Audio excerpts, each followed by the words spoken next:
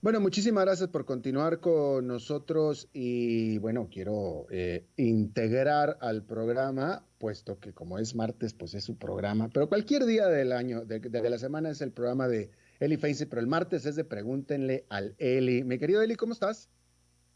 Muy bien, Alberto. ¿Qué tal todo allá en Atlanta? Oye, pues el tiempo nada deseable, ¿eh? No, nada deseable, todo gris, lloviendo, frío, pero pues es el invierno, ¿no? Pues el invierno, así es, Sí, sí, sí, lo típico de la época.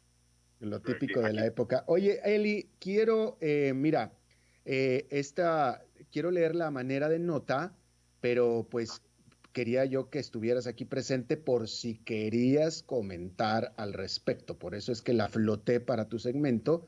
Por si perfecto. deseabas comentar algo, no te quiero presionar ni mucho menos. Si crees que no vale la pena, pues no lo mencionas, pero sí quería yo aprovechar que estuvieras aquí con nosotros para leer sobre el informe que preparó el Fondo Monetario Internacional sobre la economía de Costa Rica luego de una visita de una misión del Fondo Monetario Internacional que estuvo en el país entre el 18 de febrero y el 24 de febrero. Entonces, después de que abandonó el país el 24 de febrero, en el sitio web del Fondo Monetario Internacional, la misión del fondo que estuvo aquí escribió lo siguiente respecto de su visita y de lo que vieron. Primero, lo que le quiero yo decir a usted es que, pues bueno, el fondo nunca ha sido conocido por ser alguien que escriba muy crítico, ¿no? Digo, para criticar, para eso tenemos a Eli Feinstein y a otros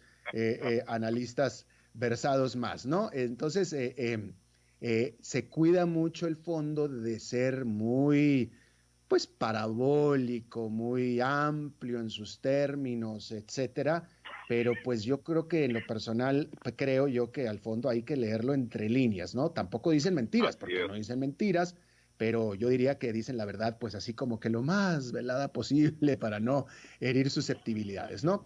Déjeme, así es. le voy a leer textualmente lo que yo traduje de lo más importante que dijo el fondo y traté de ser lo más literal posible. Entonces, rápidamente dice el Fondo Monetario Internacional, a partir de este momento, dice, las condiciones macroeconómicas en general permanecen estables, pero el crecimiento continúa sometido. Luego de caídas de crecimiento consecutivas del 2017 a principios del 2019, la economía comenzó a crecer a mediados del 2019, luego de un rebote en los sectores de servicios, agricultura y manufactura, que resultó en un crecimiento de la economía en general del 2,1% en el 2019.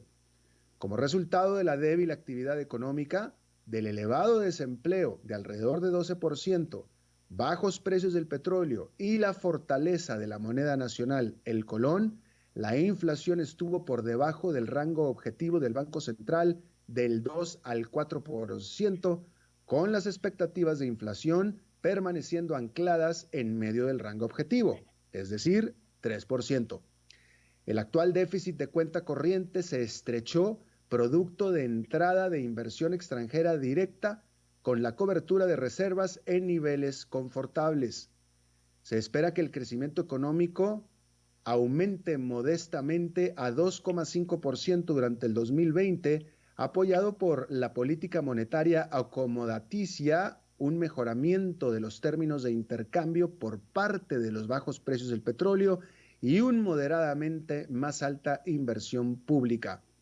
Sin embargo, el crecimiento sigue siendo susceptible a choques adversos al crecimiento global, tensiones económicas y sociopolíticas en Nicaragua, la continua debilidad de la confianza del consumidor y de las empresas nacionales y la incertidumbre respecto de la implementación de la reforma fiscal. La exitosa implementación de la reforma fiscal aprobada a finales del 2018 y la regla fiscal que entró en efecto en el presupuesto del 2020 permanecen siendo las claves para preservar la estabilidad macroeconómica e impulsar la confianza. La exitosa emisión del eurobono por 1.500 millones de dólares en noviembre del 2019 ayudó a reducir aún más las presiones sobre las tasas de interés domésticas. la implementación de medidas fiscales aprobadas en la reforma fiscal comenzaron a generar más ingresos al gobierno. Sin embargo, el déficit primario del gobierno central aún así subió a 2,8% del Producto Nacional Bruto durante el 2019 y el déficit en general subió a 7%, su nivel más alto en 30 años, producto de un mayor pago de intereses, mayor gasto de capital y el pago de algunas transferencias que se adeudaban del 2018. La deuda del gobierno central alcanzó el 58,5% del Producto Nacional Bruto, arriba del 53,2% que tenía el 2018 y el doble de lo que se tenía hace una década. Aquí hago un paréntesis para decir que el próximo párrafo lo puse yo en mayúsculas para resaltar porque a mí me parece que está el meollo de todo lo que dijo el Fondo Monetario Internacional. Y dice, el abultado déficit fiscal es el principal riesgo para la estabilidad macroeconómica, mientras que la deuda se proyecta que pase por encima del 60% del Producto Nacional Bruto durante el 2020. A principios de mes, las autoridades anunciaron un paquete adicional de ajuste fiscal con el objetivo de reducir la deuda y apoyar el crecimiento económico. La medida incluye esfuerzos para mejorar la administración fiscal, reducir la evasión fiscal, revisar las exenciones fiscales, reemplazar deuda más cara por financiamiento más barato y reformar el sector público, incluyendo la consolidación de instituciones públicas y una simplificación de las escalas de salarios públicos, así como la venta de activos y la utilización de los superávits financieros de las agencias públicas descentralizadas para reducir el tamaño de la deuda. El FMI reconoce los esfuerzos adicionales de las autoridades hacia la consolidación fiscal, mientras que al mismo tiempo toma en consideración que algunos de los resultados de algunas de estas medidas tomarán algo de tiempo en materializarse. Debido a esto, la pronta implementación de las reformas ya aprobadas, la claridad en las medidas y la estricta implementación generalizada de la regla fiscal, con las excepciones establecidas en la ley, así como las medidas frontales posibles para producir los más resultados inmediatos posibles, serán clave para revivir la confianza y hacer bajar más los costos de financiamiento. Esto también ayudará a bajar la deuda lo más rápido posible hacia un nivel más prudente para una economía emergente y crear barreras de choques o crear barreras para choques futuros. El esfuerzo tendrá que tener un buen balance entre recortes de gasto y movilización de ingresos, mientras que se protege el crecimiento y a los vulnerables. Ahí está, estuvo largo, pero me parece que estuvo sabroso. Eso fue lo que dijo el Fondo Monetario Internacional. Eli, si tú quieres comentar adelante, si no pasamos con lo que realmente el público te preguntó. No, sí quiero comentarlo porque como dijiste, en efecto, el Fondo Monetario tiene un estilo de redacción para no herir susceptibilidades y manda los mensajes de manera muy críptica, pero al buen entendedor pocas palabras, ¿verdad? El hecho de que en dos ocasiones y en dos secciones diferentes del comunicado insisten en la estricta aplicación de la reforma fiscal y de la regla fiscal, es un mensaje muy fuerte que le está enviando el Fondo Monetario al ministro de Hacienda en particular. Yo lo interpreto como una regañada diciéndole déjese de interpretaciones creativas, usted tiene que adoptar la interpretación más estricta posible, y hacen también una llamada de atención sobre el paquete de medidas que me da temor llamarlo paquete de medidas, pero bueno, lo que anunció el ministro de Hacienda la semana pasada como medidas adicionales que iba a tomar para reducir el déficit fiscal, que en realidad me da miedo llamarlo paquete de medidas porque hizo anuncios muy genéricos, todavía no conocemos el contenido en sí, ¿verdad? Hace un llamado y dice, miren, muchas de esas medidas van a tomar mucho tiempo, mucho más tiempo del que el ministro alegremente ha querido venderle a la gente que esto va a tomar, ¿verdad? Él está hablando de reducir, por ejemplo, la evasión a la mitad en un plazo de 2 o 3 años, cosa que es absolutamente irreal. Irreal para empezar porque desde la compra de un sistema informático que él quiere para el Ministerio de Hacienda, que va a costar 180, 200 millones de dólares o un poco más, el proceso bueno, para empezar, la ley para aprobar eso y el proceso licitatorio en Costa Rica, solo eso se toma el par de años. Y entonces pretender que en 2 años ya va a tener resultados tangibles de esto, pues es iluso, ¿verdad? Entonces, sí, el Fondo Monetario Internacional está enviando mensajes en clave muy fuertes, muy significativos al ministro de Hacienda y le está recordando la importancia, sobre todo al final del comunicado, donde le recuerda la importancia de hacer recortes del gasto. Ellos hablan de movilizaciones de ingreso, ¿verdad? Que es básicamente a ver de dónde saca plata sin subir los impuestos, o sea, apriete las tuercas de la recaudación y cómo se llama, pero sí está hablándole de recorte del gasto, cosa que hasta ahora las autoridades del gobierno se han rehusado a considerar. Y de la importancia de eso para la recuperación de la confianza. Y creo que esto es muy importante porque aquí en Costa Rica hay una caterva de economistas que hacen mofa del concepto de que la disciplina fiscal produce confianza.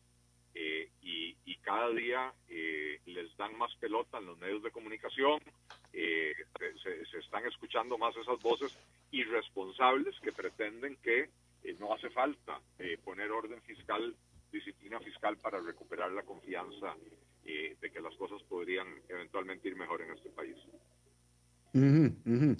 Yo quisiera volver, te digo que yo este párrafo lo puse en mayúsculas porque me parece el meollo del asunto, donde el Fondo Monetario Internacional dice que dice ya, o sea, dice en este momento que el abultado déficit fiscal es el principal riesgo para la estabilidad macroeconómica, mientras que al mismo tiempo está esperando que continúe creciendo el abultado déficit fiscal. Así es. Así es. Y eso me parece terrible, o sea, me parece terrible. O sea, ya hoy es el principal riesgo y sin embargo se espera que continúe creciendo. Así es. Y digamos que eso es en el diagnóstico, ¿verdad? En decirle al gobierno, entienda que esto que sucedió el año pasado y lo que viene sucediendo desde hace 10 años con déficits elevados, pero ya lo del año pasado fue una muestra de irresponsabilidad enorme, ¿verdad? Entienda que esto sí está poniendo en riesgo la estabilidad macroeconómica. Costa Rica tiene una economía bastante resiliente. En el 2009, con la crisis internacional, la verdad es que la sobrevivimos casi sin heridas, ¿verdad? A un costo enorme que todavía estamos pagando hoy, pero no hubo grandes dislocaciones aquí en Costa Rica. Para la magnitud de crisis fiscal que ha vivido el país y que se ha agravado sobre todo desde finales del 2017, es impresionante la estabilidad macroeconómica del país. La inflación permanece baja, la economía a pesar de todo sigue creciendo, aunque a un ritmo inaceptablemente bajo, pero sigue creciendo, ¿verdad? Pero bueno, tenemos estabilidad de precios, tenemos un crecimiento magro, qué sé yo, a otros países les va peor, pero el Fondo Monetario está haciendo la advertencia, ¿verdad? Ustedes están jugando con fuego, ¿verdad? El déficit fiscal es la principal amenaza a la estabilidad macro y además se proyecta que siga creciendo, ¿verdad? Es terrible. Exacto. O sea, mayor riesgo todavía. Bueno, a este respecto, ya que estamos hablando de esto, Gravin Montero te pregunta, no es cierto, no es Gravin Montero, te dice Esteban Beita, ¿qué medidas consideras tú, Eli, son necesarias para la reactivación económica en este 2020 que aún no ha tomado el gobierno, dice? Bueno, hay una serie de medidas, hay un montón de cosas que hay que hacer. Algunas son medidas de carácter, digamos, más inmediato, y otras son reformas estructurales que son necesarias. Yo empiezo siempre por decir que un desmantelamiento de los esquemas proteccionistas monopólicos que tenemos en sectores clave de la economía, tales como las energías, electricidad y combustibles, tales como la banca. En el caso de la banca hay un mercado en competencia, pero con una competencia muy poco efectiva por la presencia de dos elefantes blancos estatales que no permiten que se dé una competencia más efectiva. En seguros seguimos teniendo un elefante blanco estatal que, a pesar de que está en competencia, no permite que haya que el mercado sea lo dinámico que se necesita. Hay poca innovación en la oferta de seguros del país, etcétera. Tenemos sectores como el de la construcción, donde tenemos el cemento con un duopolio, dos empresas multinacionales enormes que están aquí en Costa Rica, producen el cemento, el precio del cemento en Costa Rica es elevadísimo. Estas dos empresas gastan enormes cantidades de dinero en impedir que entre competencia, y cuando entra competencia gastan enormes cantidades de dinero en destruir esa competencia.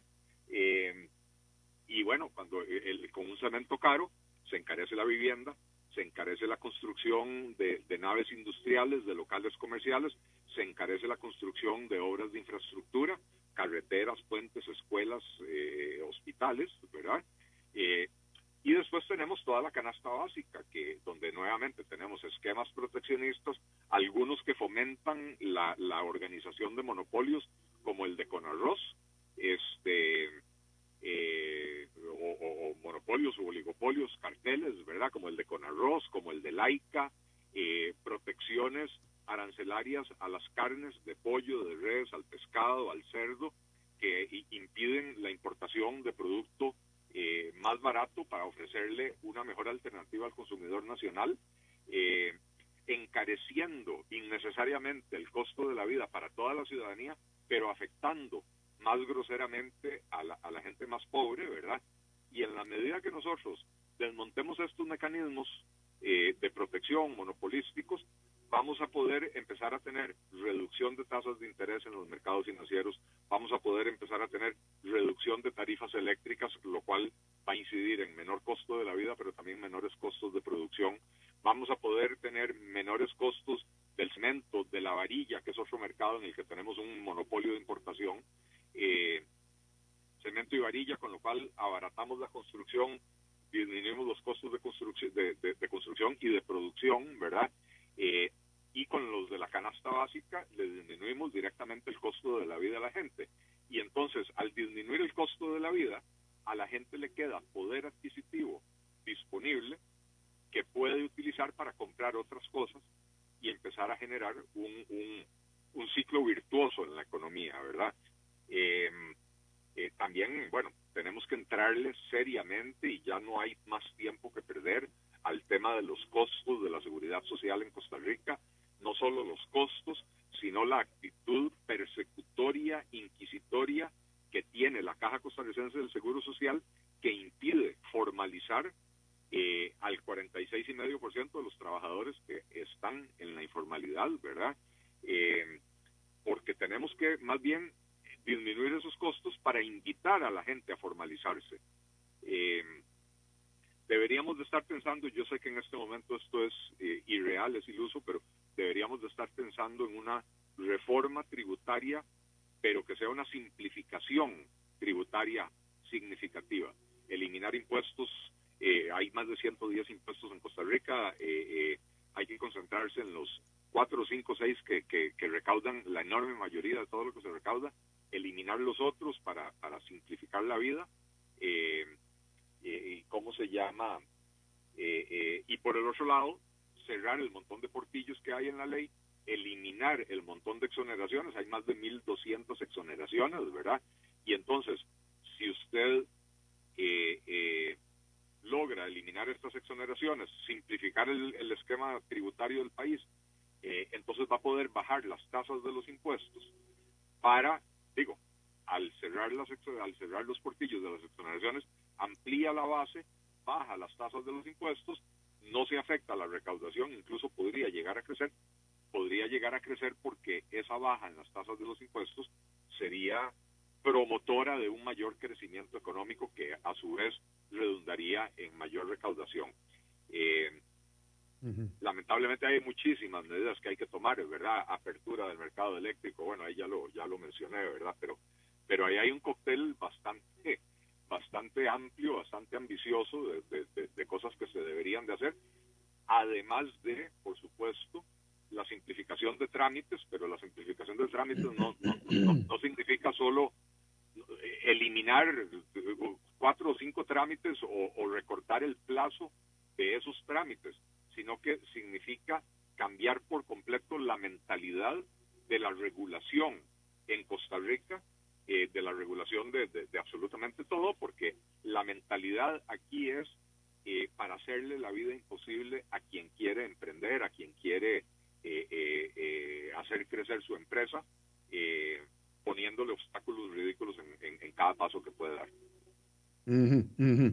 Bien, Eli, hay muchas preguntas aquí con respecto a la coalición. Te las voy lo que pasa es que preguntan de diferentes, a ver, te voy a leer 3 preguntas seguidas que van por el mismo caso. Randy Salas te pregunta, han surgido rumores de una posible coalición liberal. No le voy a preguntar si se va a unir o no, pero si existiera, quitando nombres, ¿usted lo vería como una opción con posibilidades para vencer al PAC e inclusive al PLN? Marta Esquivel, Don Eli, ¿están conscientes en la coalición liberal, y ya la da por sentada, de la importancia de verdaderamente unirse para tener una oportunidad de destacar en futura elección presidencial?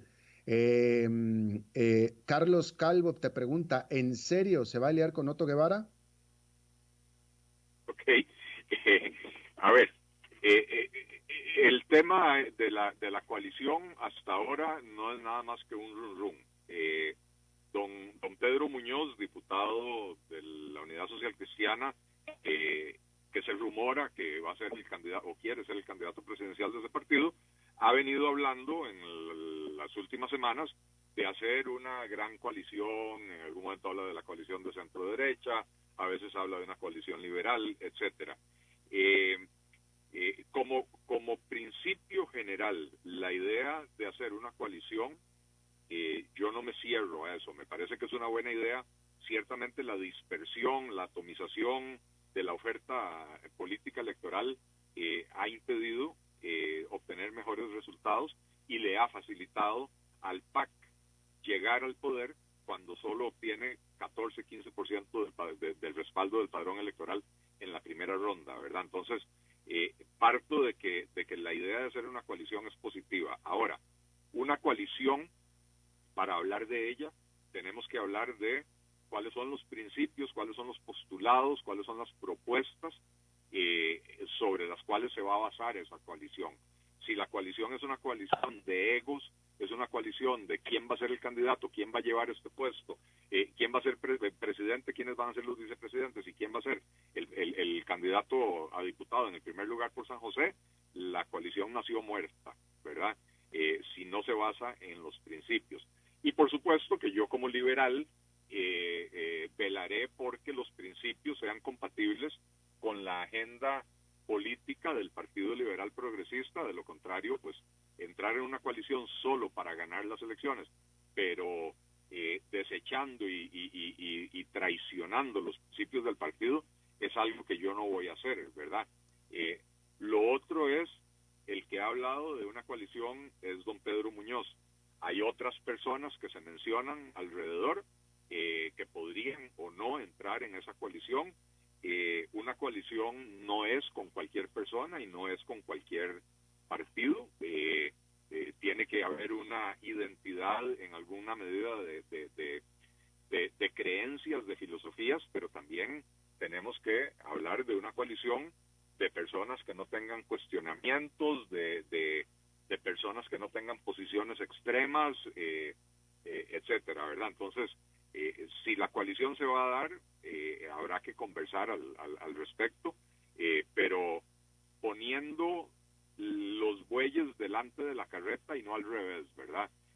Si primero hablamos de qué es lo que queremos alcanzar con esa coalición y cómo lo vamos a lograr, y si esa coalición eventualmente llega a ganar el poder, ¿cómo hacemos para hacer un gobierno que verdaderamente de conjunto, un gobierno que sea coherente, que no nos pase lo que le está pasando al PAC con su rejuntado de estrellas de otros partidos políticos, donde básicamente uno ve que en el gobierno hay 2 o 3 vertientes diferentes.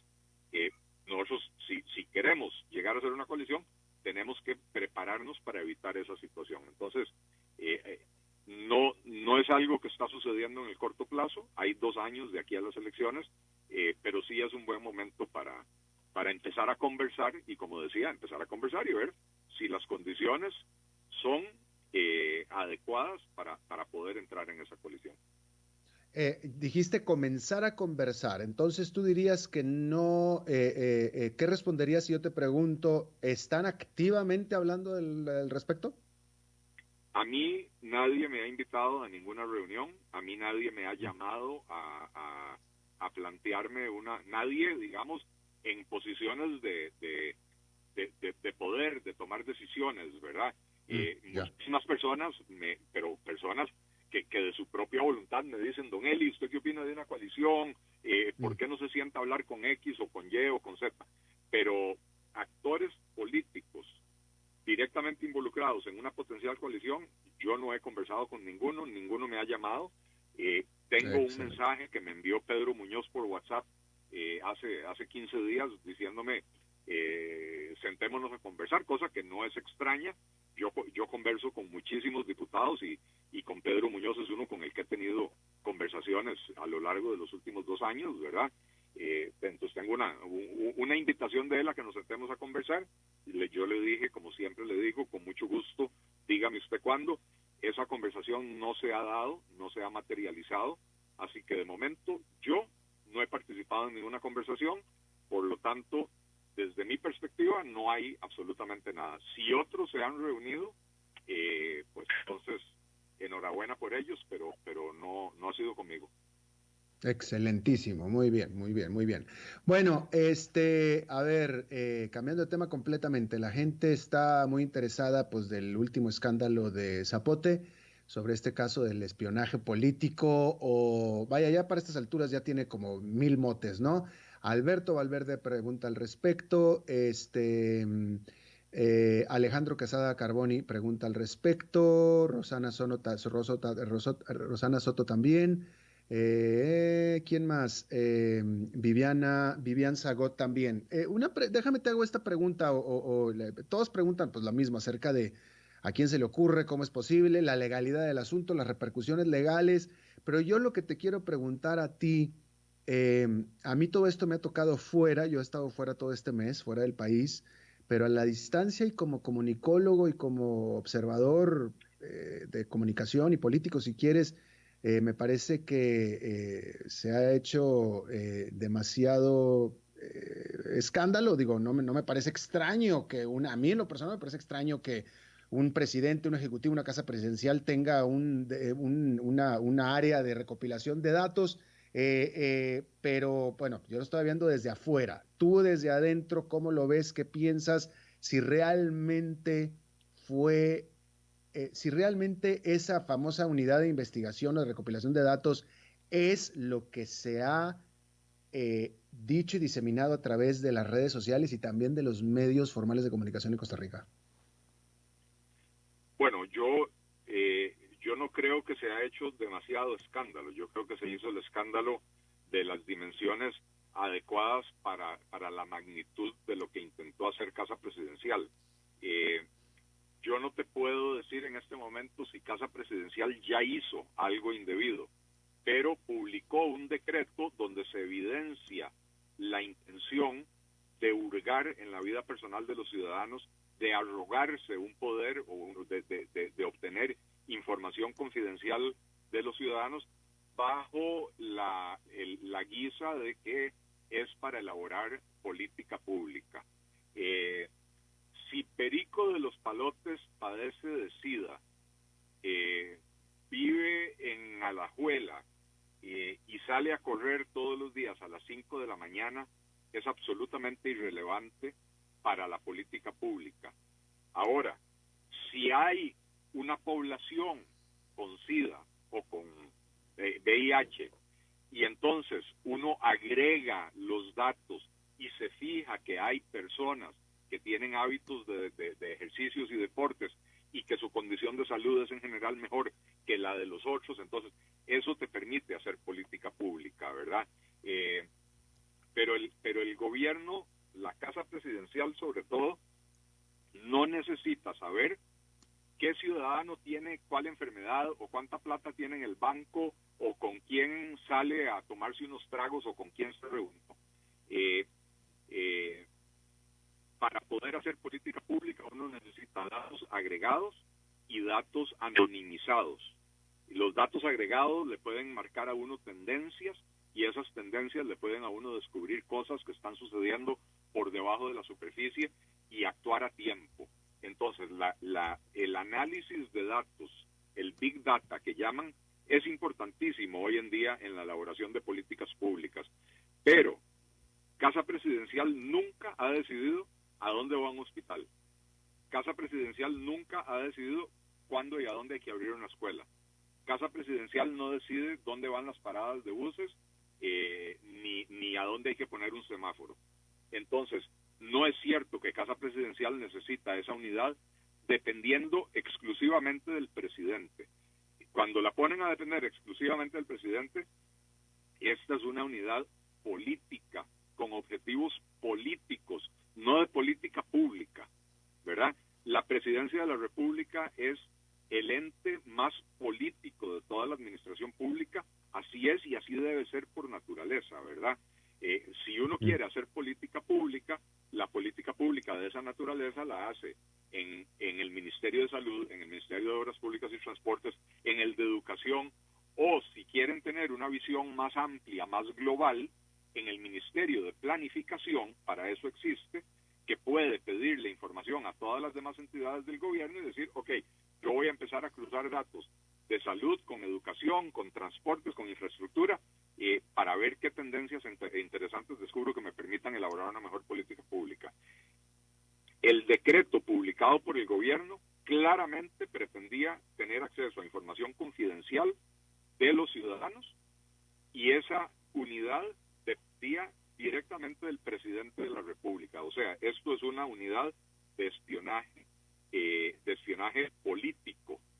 De hecho, el día de ayer, la defensora de los habitantes se apersonó a Casa Presidencial a tratar de entender qué era lo que estaba pasando, y entre las cosas que ella encontró es que en la unidad de análisis de datos de la Presidencia de la República llevaban un control de cuáles carros entraban y salían de la Embajada Americana. Yo no sé qué política pública puede hacer uno con esa información, ¿verdad? Pero sí sé que una persona que entra a la Embajada Americana, ya el gobierno sabe que entró, que salió, pueden sospechar con quién fue a hablar, probablemente pueden usar esa información para fines políticos, para atacar a esa persona, para, quién sabe, para mil cosas más, ¿verdad? Y si eso lo descubrió tan fácilmente la defensora de los habitantes, quién sabe qué otras cosas más había ahí que la defensora todavía no descubrió y que ojalá la Fiscalía entre a investigar y lo encuentre. Esto es una violación gravísima del ámbito de intimidad de las personas protegido por el artículo 24 de la Constitución Política de Costa Rica. La emisión de ese decreto demuestra la ignorancia absoluta de quienes están en Casa Presidencial manejando estos asuntos.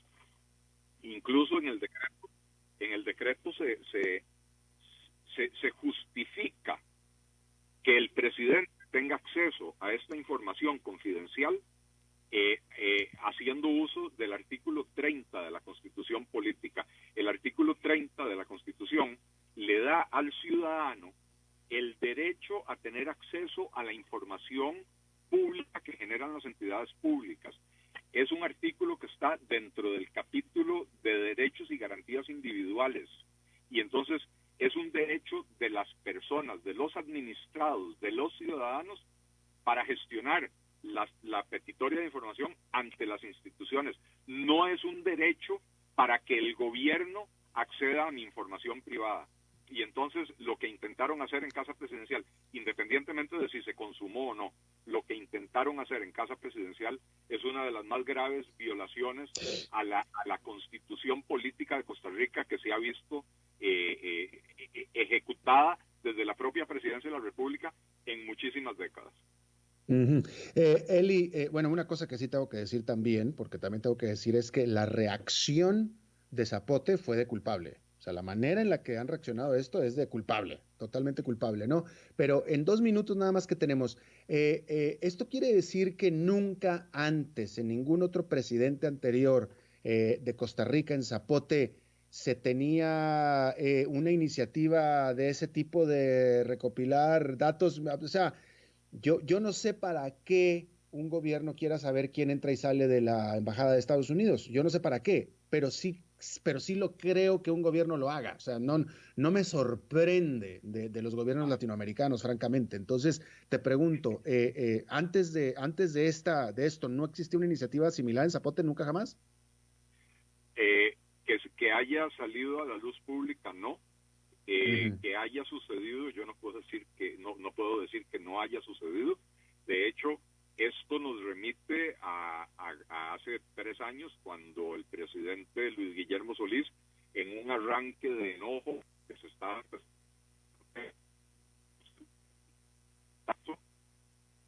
un discurso en televisión absolutamente iracundo, y donde amenazó a la ciudadanía y decía: los tengo identificados, yo sé quiénes son, yo sé cuáles son las intenciones que los mueven, lo cual me da a mí, hoy conociendo esto, me da a mí a entender que ya en la Casa Presidencial anterior tenían un esfuerzo de espionaje ciudadano que le permitía al presidente afirmar con tanta seguridad que él sabía quiénes eran, qué intereses los movían, ¿verdad? Siempre ha existido la Dirección de Investigación y Seguridad, la DIS, que depende del Ministerio de la Presidencia, que es una especie de policía política, policía secreta política, que todos sospechamos que ha hecho labor de este tipo, ¿verdad? Pero nunca ha sido demostrado. De hecho, el presidente anterior, una de sus promesas de campaña fue eliminar la DIS cuando llegara a la presidencia de la República, y lo primero que hizo como presidente recién inaugurado fue nombrar a su mejor amigo Mariano Figueres como director de la DIS, con lo cual más bien lo que hizo fue fortalecerla. Entonces, habría que ver si esto está relacionado. Bueno, Eli Feinseg, muchísimas gracias, excelente participación, te lo agradezco muchísimo y nos vemos por allá el próximo martes. A ti las gracias, Alberto, que te termine de ir bien en el viaje, y gracias a toda la audiencia por magníficas preguntas.